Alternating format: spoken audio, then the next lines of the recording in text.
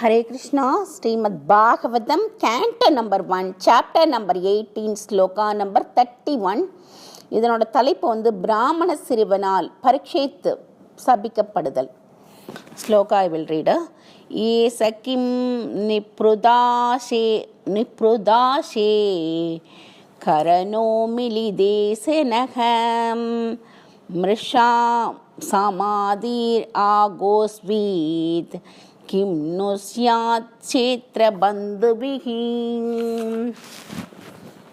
திரும்பி வந்தது முனிவர் புலன்கள் அடங்கி தியான நிலையில் கண்முடியவராக அல்லது ஒரு தாழ்ந்த சத்திரியனால் ஆக வேண்டிய என்ன என்று பொய் சமாதியில் இருப்பவரா என்று ஆழ்ந்து சிந்திக்க தொடங்கினார்.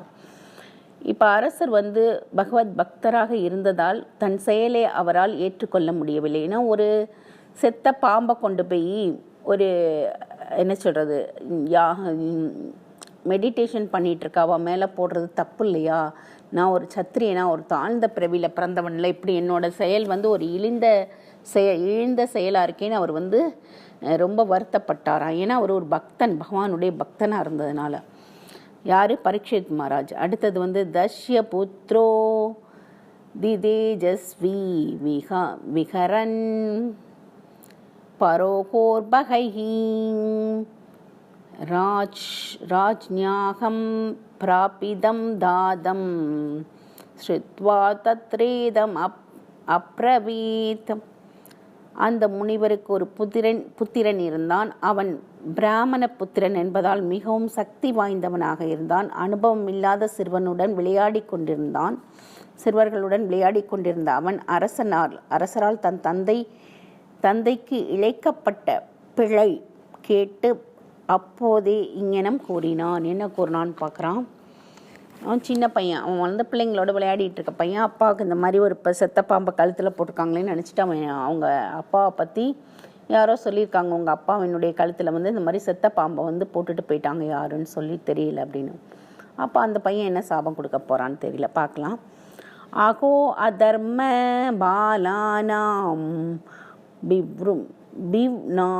பிவ்னரதம் பலி பூஜம் இவ ஸ்வாமினி அகம் யத் தாஷானாம் துவாரபானம் கனானம் இவ. பிராமணபுத்திரனான ஸ்ருங்கி, அவன் பேர் என்ன, ஸ்ருங்கி கூறினான், காக்காய்களையும் வாசத்திற்கு காக்கும் நாய்களையும் கொண்ட அரசர்கள் பாவ செயல்களை பாருங்கள். அவர்களுடைய காக்கைகளை வந்து அரசரை சொல்கிறான். காக்காய்களையும் வாசற் காக்கும் நாய்களையும் போன்ற அரசர்கள் பாவ செயல்களை பாருங்கள்.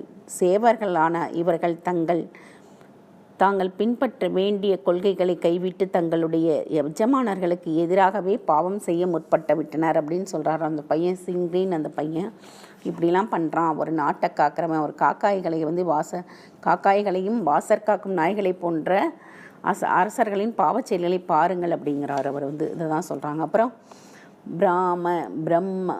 பிரம்மனை சத்ரபந்தூர்ஹி கிருகாபாலோ நிரூபிதகம் சகதம் தத் கிருகே துவாஸ்ததக சபாண்டம் போக்தும் அர்ஹதீங்.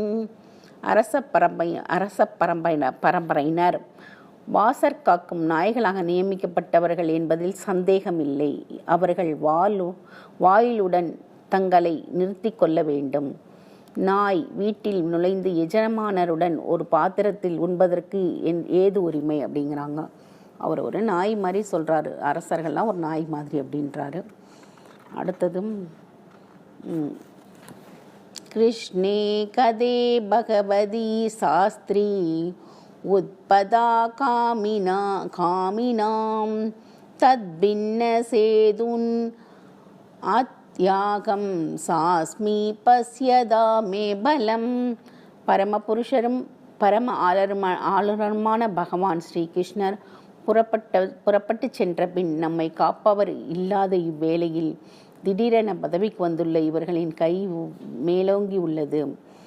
எனவே அவர்களை இப்பொழுது நானே தண்டிக்கப் போகிறேன் என்று என் தவ வலிமையை பாருங்கள்னு சொல்லி அந்த பையன் சொல்கிறான். கிருஷ்ணர் போனதுக்கப்புறம் இந்த மாதிரி அரசர்கள் கையில் வந்து ராஜ்யம் போயிடுச்சு, அதனால் அவங்க இஷ்டத்துக்கு என்ன வேணாலும் பண்ணுறாங்கன்னு சொல்லி அவர் வந்து இது வந்து கலியுகத்தில் இப்படிலாம் இருக்குன்னு சொல்லி அந்த சிறுவன் வந்து சபிக்க போகிறான். அதை தான் வந்து சொல்கிறாங்க. ஹரே கிருஷ்ணா.